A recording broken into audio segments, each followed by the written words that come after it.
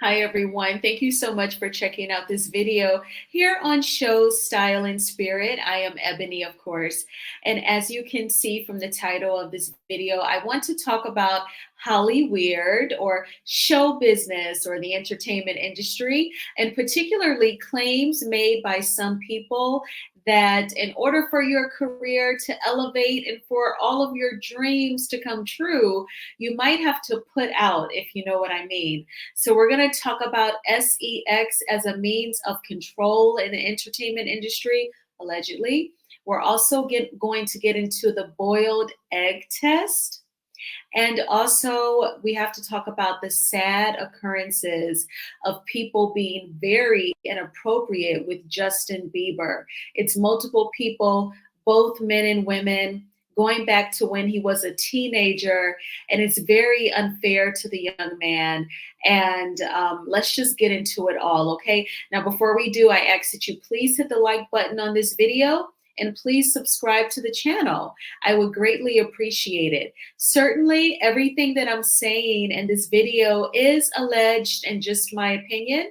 And the Copyright Act of 1976 says that my fair use commentary on these clips are allowed. So I will be giving commentary on two clips by none other than Suge Knight. I'm sure that you know Suge Knight as the entertainment mogul, the founder of Death Row Records. He did an interview with Chris Cuomo. You may be familiar with that as well. And he interviewed with Chris Cuomo in the wake of the allegations against Diddy. So I want to talk about this first clip when it comes to using sex as a means of control. So I'm going to go ahead and mute my mic so that you all do not experience an echo. And I'm going to play the clip and then come back with my commentary. Please hit the like button. Thank you.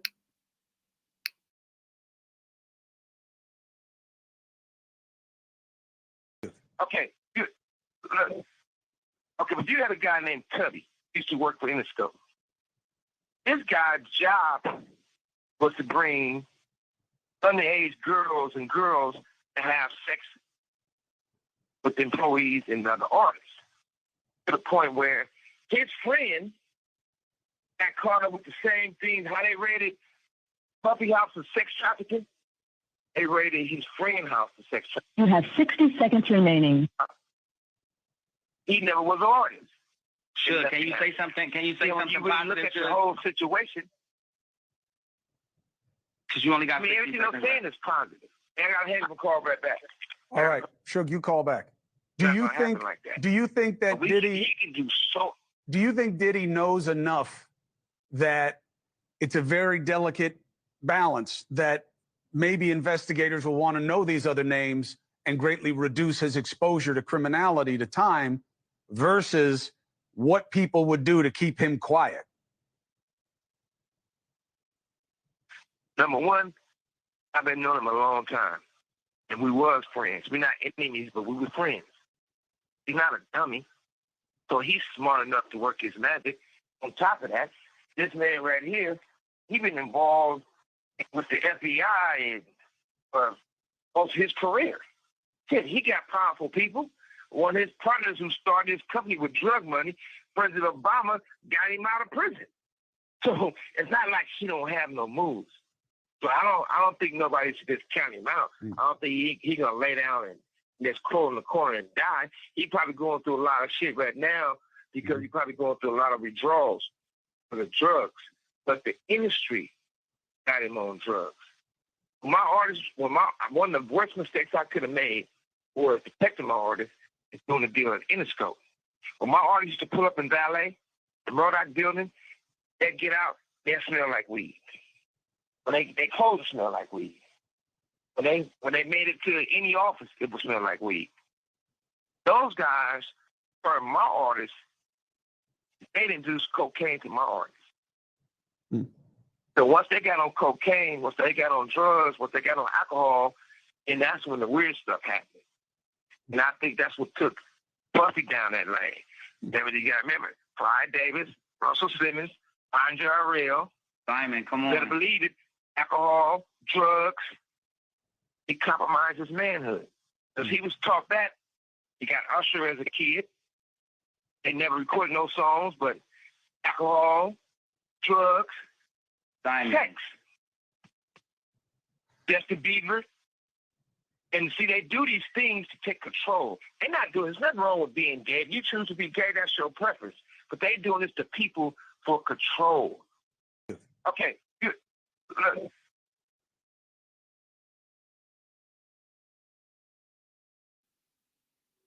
Okay, so you all heard that TikTok clip, that clip from the Chris Cuomo interview here on TikTok, where Suge Knight was saying that, you know, first they really fill the artist up with the liquor, the cocaine, you know, the drugs, because then if someone is so high, if they're so out of it to where they cannot exercise proper judgment, then, you know, they could perhaps be taken advantage of, allegedly.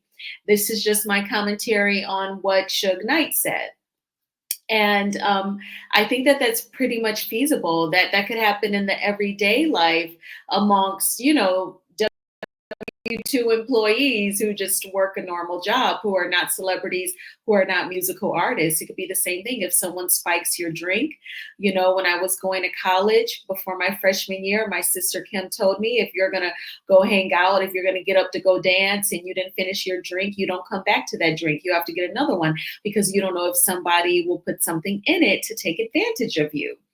And Suge Knight, he was naming names. He was naming, you know, some of the bigwigs who have been in the music industry for a long time. You have Clive Davis, who was over at Arista Records.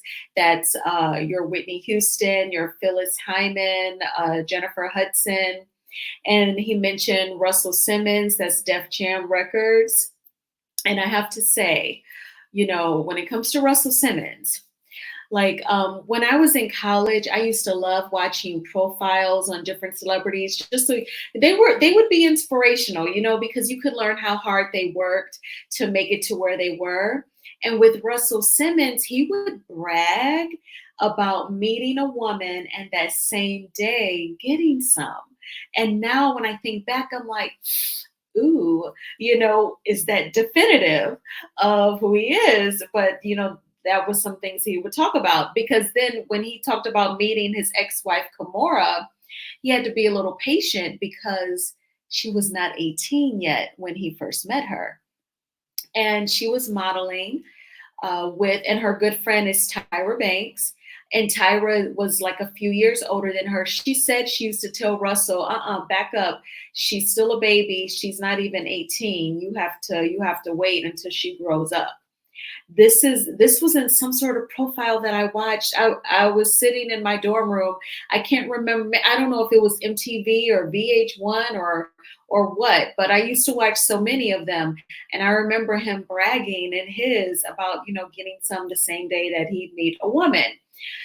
So I just wanted to put that out there. But Suge Knight said, you know, if your preference is to be gay, that's totally fine. But, you know, if someone is filling you up on alcohol and drugs, and then, you know, they're being intimate with you and you're out of it, allegedly, you know, then that is a means for control. Because then, you know, they got you, right? Like if you're going to be shamed, they may be recording it and they'll say, well, if you do not do what I ask, I'll just release this video of us and you'll be embarrassed and I'll blur out my face, you know, or, you know, you have to write these lyrics for my artist, or you have to do this verse on this song, you know, because then they have them, you know, then at that point it's like blackmail. So it's very unfortunate. And if you noticed in that soundbite, Suge Knight said one of the worst things that he did was not really protect his artists, and he got the deal with Interscope. So like you may have a dream of owning your own record label, but maybe you don't have the money to like distribute the music, especially back then. See, now today it's so much more affordable for musical artists to get their music out to everyone, because our devices is like the CD. See, back in the 90s and the early 2000s, the record companies had to get the music on the CDs in mass amounts and distribute them to all of the different record stores all over the country, all over the world. And all of that costs money before any of us fans started buying the music so that they could make the money back. You know, really, the rapper, the singer, they're like the low level employee, because before they see a dime, the record company is going to want their money back for, you know, distributing the music on the CDs, shipping them out to the stores, the balances or the budgets, I should say, for the music videos. And some artists would have these huge budgets like TLC, Waterfalls. When they had to file bankruptcy, then that's when they learned, oh, you know, you essentially owe your record label until they're paid, then you get whatever's left over. So they had to file bankruptcy after selling 10 million records of Crazy, Sexy, Cool. And let's, you know, talk about it. CDs were not cheap. It's not like today where you can stream a whole album for under 10 bucks on your cell phone, because again, your cell phone is the CD. It's not like they have to actually physically get a CD and put all the music on there and then ship it out to the record store. And now you have to buy it. You just instantly buy it and it's on your devices. And if you have a MacBook, like what I'm using right now to record this video, it's synced up to my phone. So now I can play that music on both devices. And the record company did not have to produce a CD for me to buy. So it's like quick money at this point. But back then it was oh so expensive. They probably really had to feel like they had some collateral on these singers. I was at the gym tonight after I got off of work and I walked outside because it was sunny and it was warm today. It was so chilly this week, but today it was like Indian summer came back. And then once I was at the gym, I was thinking about it. I was thinking about Beyonce and all of the rumors about her and allegedly being in, you know, some sort of group, and we all know the name of it. And I was thinking about how, you know, if you're on Instagram, you hear the murmurings about, you know, like her and Janet Jackson not really seeing eye to eye. And like on her Renaissance tour, when Beyonce really propped out Madonna, Jill Scott, Diana Ross, she didn't mention Whitney Houston or Janet Jackson. And I thought that was weird. And then I just kind of left it alone. You know, I ignored my inner feeling. And then tonight, when I was at the gym, I was thinking, what if she didn't really care for them? Because like they didn't have to join that group allegedly to elevate their career. Whitney Houston had the voice. That's what she was called. And that's who I feel like she is definitively. I don't think she really had to join any sort of like group or do anything physically to get ahead because her voice took her there. And then Janet Jackson, she was a Jackson. Like who was going to try and screw her literally or figuratively when she was a Jackson? So that could be some resentment there. Just a thought. But the control, I'm just not with. Like, and it's so funny. I said this in another video. I believe it was the video that I made about Diddy, like the latest updates. I was saying, you know, I put a poll on my community tab a few weeks ago, and I posed the question, you know, who is your favorite slept on artist? You know, people sleep on them. They should be bigger. There's so many singers that I thought to myself, why isn't their career bigger than it is? And now, in light of all of the accusations against Diddy, I can't help but wonder, is it because those singers were not willing to suck and to get to the top? And good for them if they were not willing to do those things. There is a singer named Fiona. I can't think of her last name, but her song was, and it kills me to think how much I really love you, so much I wanna. She did an interview, I don't know if it was because I believe she's also like vegan. So I've watched interviews with her and Queen Afua, but I want to say she interviewed with someone else about the music industry specifically. And she was saying that when you meet with various producers, to work on your album, they kind of like look you up and down, almost like you're a piece of meat. And then they kind of look at each other in code, almost wondering, which one of them is going to F you. And I remember Alicia Keys, she would talk about before she got her record deal, she would meet producers who would promise her that they would help her produce her demo tape and shop it to different record labels.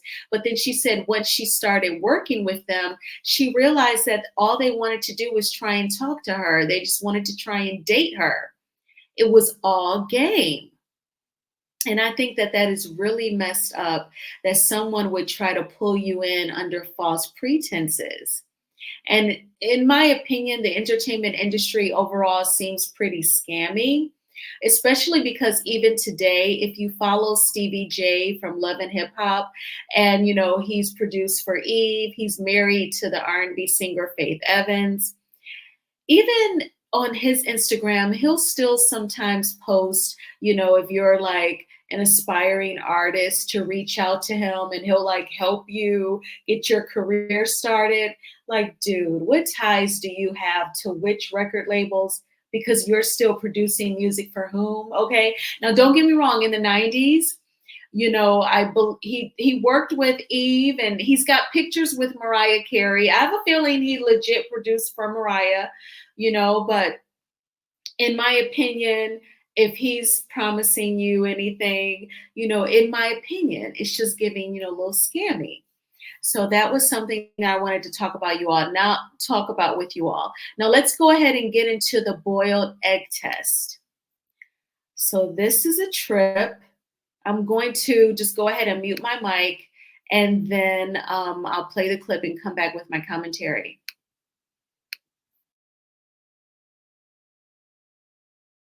Help people understand, what tapes are you talking about? Who has them?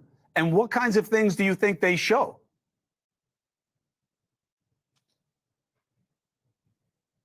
Well, number one, luckily, I wasn't their first choice, their second choice. I wasn't no choice to be at those freaky parties. But you know what they show. They used to have a thing in the industry, right? And the sad thing about it, I don't like mentioning Usher. I don't like mentioning Justin Bieber. I don't like mentioning all these people that everybody know what time it is.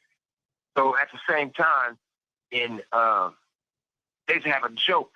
They never played this joke with me. And they used to walk in the Interscope office. They'd go back there and they'd be like, "Hey, will you pass the test?"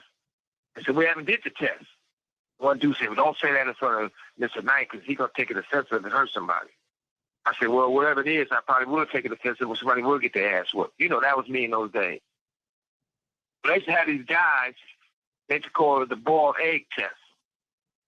They could take a boiled egg, a raw boiled egg, they have those guys put their pants down and bend over and they stick it up their ass.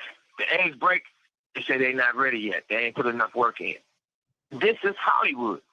So everybody want to go act like they don't know what's going on. Hold on a second, but Suge. if you just look, that's Suge, all you got to do is I have never heard of anything like that. So if I haven't heard about it, just assume a lot of people haven't heard that before. But you think it's on video? Let's stop for a second. Go ahead, Suge. Yeah, listen, and also, have you ever been to any puffy parties? No. You sure they had a long time to think about it, but if you haven't been in those butt naked parties, even some of the preachers been in those parties, and they wasn't on their knees praying for God. See, they was praying for somebody to have come real quick or something, but I wasn't there, but there's proof of it. But at the same time, everybody want to look around and help people understand, what tapes are you? Okay, y'all, that's a trip. So let's talk about it, okay? So according to Suge Knight, in the entertainment industry, amongst the men, the male celebrities, there is a boiled egg test. And according to Suge Knight, a man would drop his pants, bend over, and they would stick a boiled egg up his butt. If the egg broke, then that means that you had not had enough, anal sex. Or the way Suge Knight said it, you ain't put in enough work.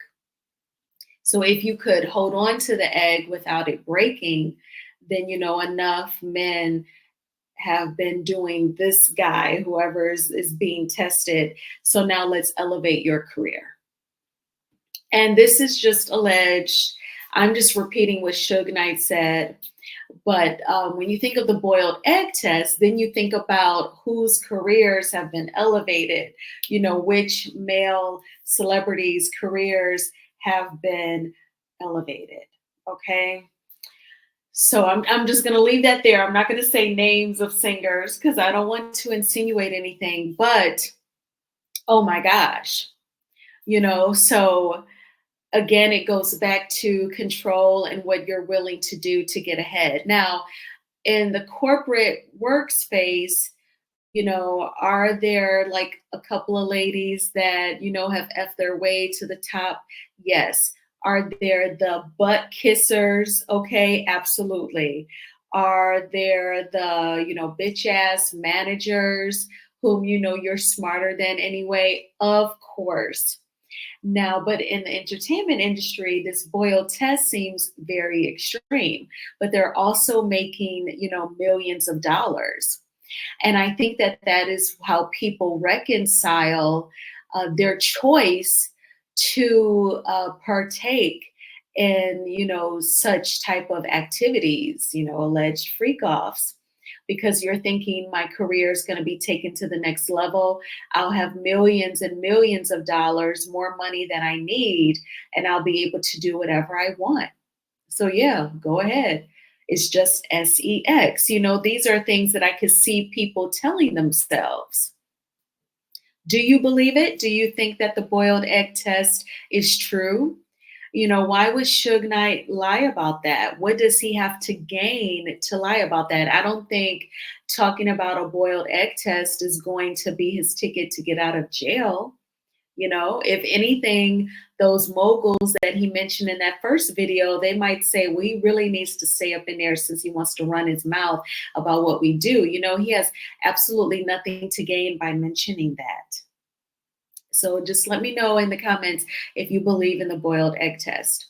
So now we're going to go ahead and talk about Justin Bieber.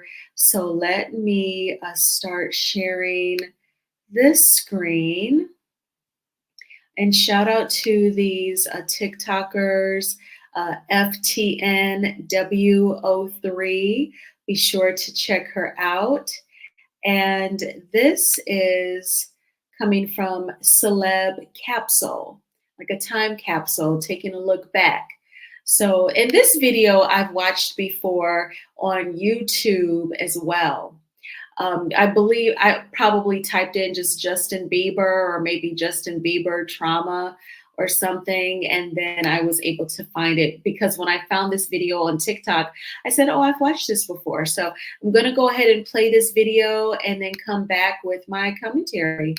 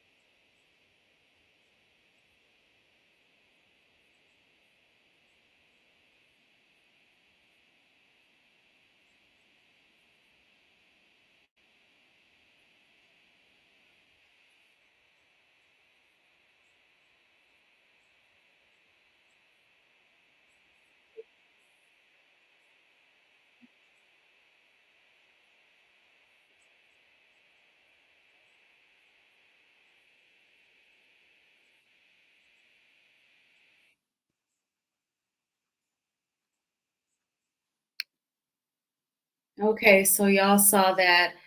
That is terrible. The multiple people touching on him and asking him inappropriate things. And shame on Leah Remini when he was a guest on the talk. Did the producers, did they sit her down afterwards? They should have sat her down and said, "You do not ask anyone such questions," putting him on the spot. Because had he said he was okay being, naked on stage, then that would have um, caused her to ask another inappropriate question, right? She was hoping he was going to go with the first option, and then with the worm, she probably would have teased him like, "Oh my gosh, are you a punk? You're scared to be naked. You would rather eat worms." She was going to get him either way. And it was just so unfair. I think those women were attracted to him as a teenager, and they were trying to tee it up to get him to talk just as filthy as they were thinking.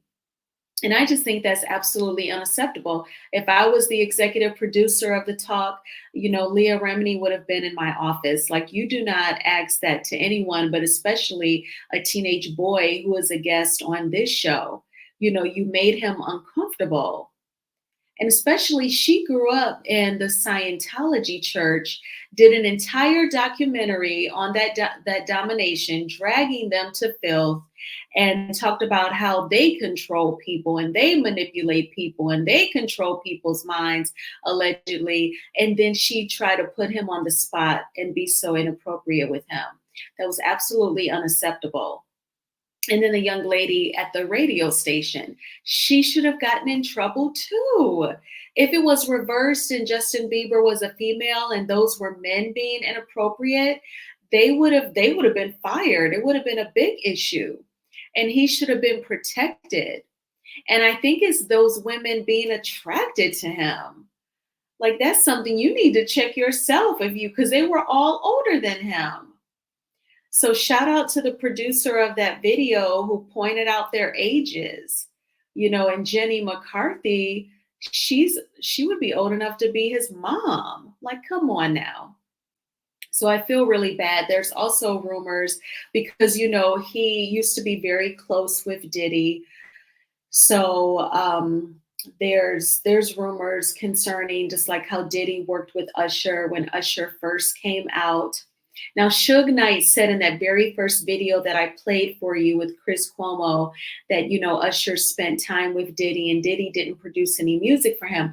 I thought, and this is so ironic, I thought Diddy and Devontae Swing produced Usher's very first album.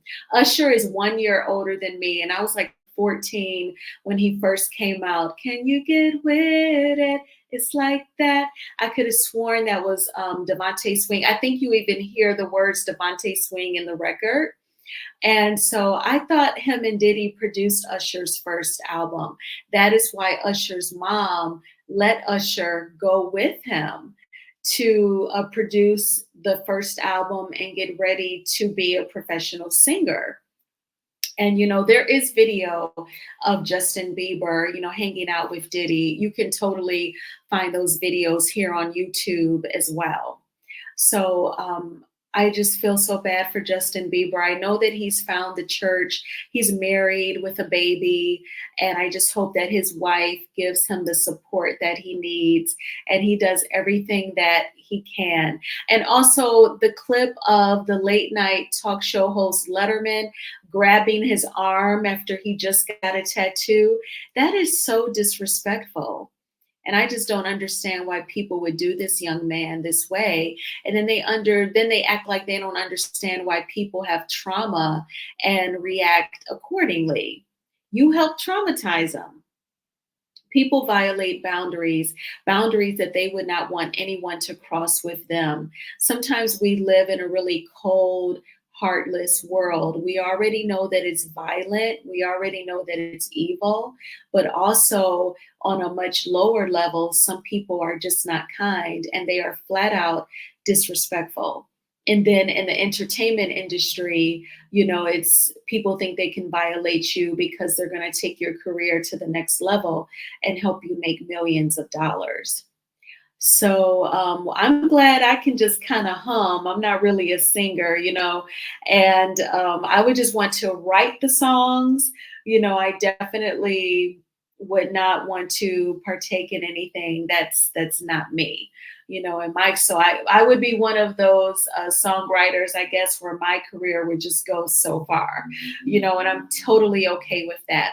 But what did you all think of these clips? Do you believe the rumors out there, like the boiled egg test and people being DRUGGED, to have sex for control of their careers? Do you believe all of this is happening?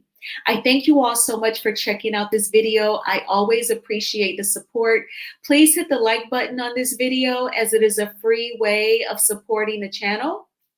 And please subscribe to Show's Style and Spirit. I would definitely love to have you as one of the showstoppers. So I hope that you all have a fantastic weekend. I'm so glad that it is here. To anyone who lives down in Florida or any areas affected by Hurricane Milton, I hope that you are safe with all of your needs met. Certainly, I hope that the Red Cross and other organizations are in your area to help you all with cleanup and getting you items that you may have lost. I hope everything gets restored for you and in a timely manner. And I will talk with you all soon. Bye.